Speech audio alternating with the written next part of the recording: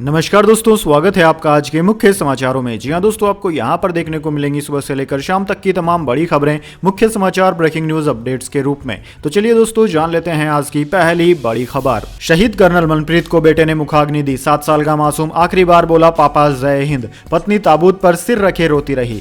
जी हां दोस्तों, अनंतनाग में बुधवार 13 सितंबर को आतंकवादियों से मुठभेड़ में शहीद हुए न्यू चंडीगढ़ के कर्नल मनप्रीत सिंह का अंतिम संस्कार उनके पैतृक गांव भडोजिया में हुआ। यहां पूरे सैन्य सम्मान के साथ उन्हें विदाई दी गई। 7 साल के बेटे कबीर ने शहीद पिता को मुखाग्नि दी। वह सैनिक की वर्दी पहने था। आखिरी बार उसने अपने पिता से बस कहा पापा जय हिंद। शहीद कर्नल की अंतिम यात्रा को घर से 200 मीटर की दूरी तय करने में 20 मिनट लगे। पंजाब के गवर्नर बनवारी लाल पुरोहित शहीद कर्नल मनप्रीत को श्रद्धांजलि देने पहुंचे। चंडीगढ़ से जब शहीद की पार्थिव देह बडोजिया लाई गई तो उनके घर के बाहर लोगों की भीड़ लग गई। कर्नल मनप्रीत की पत्नी उनके ताबूत पर सिर रखे रोती रही। इसके बाद दोस्तों, अगली बड़ी खबर। यूएई ने पीओके को भारत का हिस्सा दिखाया। India middle east Europe economic corridor का मैप जारी किया। 370 को भारत का मसला बताया। जी हां दोस्तों, G20 समिट के खत्म होने के बाद यूएई के उप प्रधानमंत्री सैफ बिन जायद अल नहायान ने शिखर सम्मेलन का एक वीडियो शेयर किया। इसमें India middle east Europe economic corridor IMEC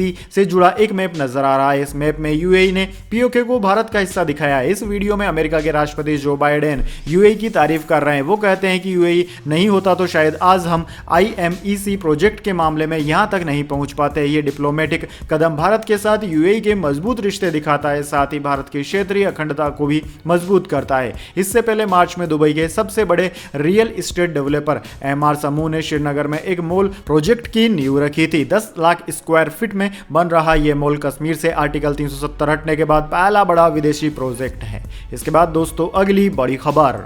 Pakistan airline की उड़ानें हुई रद्द। कामकाज के लिए तुरंत 636 करोड़ की जरूरत। 20,000 करोड़ से ज्यादा का है कर्ज।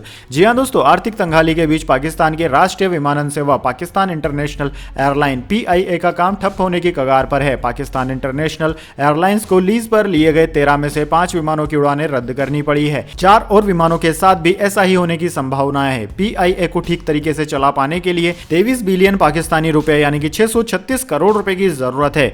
BBC की रिपोर्ट के मुताबिक कई खाड़ी देशों में भी ईंधन का भुगतान न किए जाने की वजह से PIA के विमानों को उड़ने से रोक दिया गया। PIA पर 20,000 करोड़ से ज्यादा का कर्ज हो गया है, जो उसकी कुल संपत्ति से 5 गुना ज्यादा है। पाकिस्तान की न्यूज वेबसाइट जियो न्यूज के मुताबिक PIA के डायरेक्टर ने कहा है कि अगर इमरजेंसी फंड सही समय पर नहीं दिया गया तो 15 सितंबर तक एयरलाइन की सारी उड़ानें रद्द करनी पड़ेंगी। पिछले सप्ताह PIA ने बताया था कि बोइंग और एयरबस सितंबर के मध्य तक विमानों के कल पुर्जों की सप्लाई पर रोक लगा सकती है। इसके बाद दोस्तों, अगली बड़ी खबर। 2024 चुनाव से पहले कांग्रेस भारत जोड़ो यात्रा 2.0 पर कर रही विचार। CWC मीटिंग में हो सकती है चर्चा।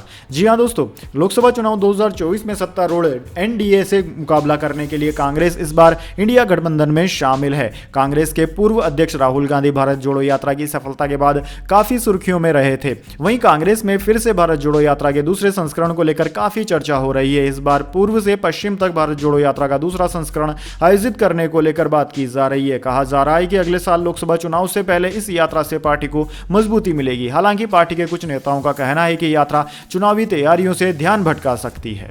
इसके बाद दोस्तों, अगली बड़ी खबर। मनीष सिसोदिया को सुप्रीम कोर्ट से नहीं मिली राहत। जमानत पर 4 अक्टूबर को होगी अगली सुनवाई। जी हां दोस्तों, सुप्रीम कोर्ट ने शुक्रवार को दिल्ली के पूर्व उप मुख्यमंत्री मनीष सिसोदिया की जमानत याचिका पर सुनवाई को 4 अक्टूबर तक के लिए टाल दिया है। सिसोदिया को शराब घोटाला मामले में इस साल फरवरी में गिरफ्तार किया गया था। सुनवाई के दौरान मामले आने पर जस्टिस संजीव खन्ना और जस्टिस SVN भट्टी की पीठ ने कहा कि अदालत शुक्रवार या किसी अन्य दिन याचिकाओं पर सुनवाई कर सकती है। दिल्ली के पूर्व उप मुख्यमंत्री मनीष सिसोदिया की तरफ से अदालत में पेश हुए वरिष्ठ वकील अभिषेक मनु सिंघवी ने नियमित जमानत पर बहस के लिए 3 से 4 घंटे का समय मांगा। सिंघवी ने मामले को लेकर मीडिया में लगातार छप रही खबरों पर भी आपत्ति जताई। इस पर जस्टिस संजीव खन्ना की अध्यक्षता वाली बेंच ने कहा कि कोर्ट इन खबरों पर ध्यान नहीं देता। फिर मामले को अगली सुनवाई तक के लिए टाल दिया गया। इसके बाद दोस्तों, अगली बड़ी खबर। भारतीय लड़की की मौत का उड़ा मजाक। वीडियो सामने आने पर भारत ने की एक्शन की मांग। कौन थी जानवी कुंडला? जी हां दोस्तों, अमेरिका में एक भारतीय लड़की की मौत के बाद काफी हंगामा बरपा हुआ है। यहाँ की पुलिस पर लोग आग बबूला हो रहे हैं। खासतौर से भारतीय अमेरिकी समुदाय के लोगों में पुलिस को लेकर भारी गुस्सा है। भारत की तरफ से एक्शन की मांग की गई है। दरअसल यहाँ के सिएटल शहर में जानवी कांडुला नाम की भारतीय लड़की की पुलिस की कार से टक्कर लगने के बाद मौत हो गई थी। उन्हें अमेरिका के पुलिस अफसर ने पेट्रोलिंग करते वक्त अपनी ही गाड़ी से जोरदार टक्कर मार दी थी। हादसा इतना भयानक था कि इसका अंदाजा आप इसी बात से लगा सकते हैं कि जानवी कार से 100 मीटर दूर जाकर गिरी। इस गाड़ी को पुलिस अफसर केविन डेव चला रहा था। कार की स्पीड 119 किलोमीटर प्रति घंटा थी। जानवी 23 साल की थी। रिपोर्ट के मुताबिक उन्हें तुरंत हार्बर व्यू मेडिकल सेंटर ले जाया गया, जहां उन्हें मृत घोषित कर दिया गया। आंध्र प्रदेश की रहने वाली जानवी कांडुला साउथ लेक यूनियन में नॉर्थ ईस्ट यूनिवर्सिटी कैंपस से मास्टर डिग्री की पढ़ाई कर रही थी। वो 2021 में एक स्टूडेंट एक्सचेंज प्रोग्राम के तहत बेंगलुरु से अमेरिका आई थी और इस साल दिसंबर में ग्रेजुएट होने वाली थी। सिएटल टाइम्स की रिपोर्ट के मुताबिक जानवी की मां एक सिंगल मदर है। वो प्राथमिक विद्यालय में बच्चों को पढ़ाती है। उन्होंने अपनी बेटी को अमेरिका में पढ़ाने के लिए कर्ज लिया था। जानवी की मौत जनवरी 2023 में हुई थी। दरअसल दोस्तों, विवाद इसके एक दिन बाद सिएटल के एक अन्य पुलिस अफसर का वीडियो वायरल होने के बाद हुआ, जिसमें वो जानवी की मौत का मजाक उड़ाता दिख रहा था। इस वायरल वीडियो से साफ पता चलता है कि अमेरिकी पुलिस की मानसिकता कितनी घटिया हो सकती है। अफ्रीकी अमेरिकियों के प्रति उनके व्यवहार से तो हर कोई वाकिफ था, लेकिन अब पता चला है कि ये हर उस शख्स के प्रति ऐसा ही रवैया रखते हैं जो इनके श्वेत समुदाय से नहीं है। इसके बाद दोस्तों, अगली बड़ी खबर, लहंगा रिमोट से उठाने वाले आज बन गए सांसद विधायक, पंचायत आज तक में बोली नेहा सिंह राठौड़। जी हां दोस्तों, मध्य प्रदेश पंचायत आज तक के मंच पर लोक गायक नेहा सिंह राठौड़ ने शिरकत की। उन्होंने एमपी में काबा कार्यक्रम में लोक गायन के जरिए सरकार पर कटाक्ष किए। नेहा ने गीतों की भाषा को लेकर भी सवाल किया और कहा कि आज लहंगा रिमोट से उठाने वाले सांसद विधायक बन गए हैं। मैंने पहली बार भोजपुरी में मौलिक अधिकारों को लेकर गीत लिखे हैं, जबकि ज्यादातर जो वीआईपी गेस्ट बनकर आते हैं वो गाते हैं तुअर लहंगा उठा दे रिमोट से। शिकायत यह है कि भोजपुरी को लेकर उनसे सवाल किए जाते हैं कि उन्होंने ऐसे गीत क्यों गाए। नेहा ने कहा कि मैं लोकगीत गाती हूं। लोक में कौन है? लोक में बेरोजगार है, मजदूर और किसान है। मैं उनके गीत गा रही हूं। G20 तो मैंने सिर्फ टीवी में देखा है, मुझे तो बुलाया ही नहीं गया है, उससे मेरा लेना देना ही नहीं है, मैं क्या बोलूं उसके बारे में। इसके बाद दोस्तों, अगली बड़ी खबर, निपा वायरस की होगी छुट्टी, आईसीएमआर कर रहा टीके पर काम, 100 दिन के भीतर किसी भी वैक्सीन को बनाने की तैयारी।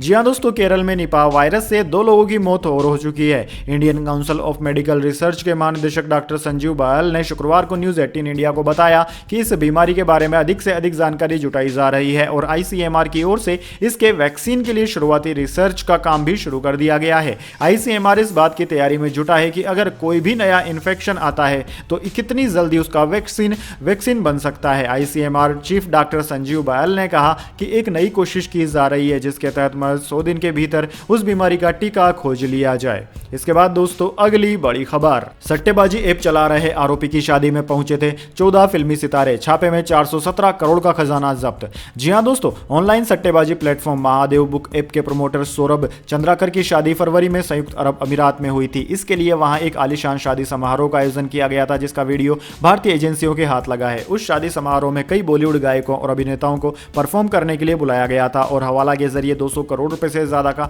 भुगतान किया गया था। परिवर्तन निदेशालय यानी कि ईडी ने हाल ही में मुंबई, भोपाल, कोलकाता के उन हवाला ऑपरेटर्स के यहां छापे मारे जिन्होंने इस इवेंट के लिए रकम मुंबई की इवेंट फर्म को भेजी थी। उस शादी के कार्यक्रम में गायिका नेहा कक्कड़, सुखविंदर सिंह, अभिनेता भारती सिंह और भाग्यश्री को परफॉर्म करने के लिए पेमेंट किया गया था। इसके अलावा बॉलीवुड से जुड़े शीर्ष नाम भी परफॉर्मेंस देने वालों की लिस्ट में है। दोस्तों, ईडी ने जांच में पाया कि महादेव बुक ऐप और सट्टेबाजी का यह मामला छत्तीसगढ़ के कुछ राजनेताओं, पुलिस अधिकारियों और राजनेताओं के सहयोगियों से जुड़ा है। इस सट्टेबाजी ऐप का टर्नओवर करीब 20,000 करोड़ रुपए है।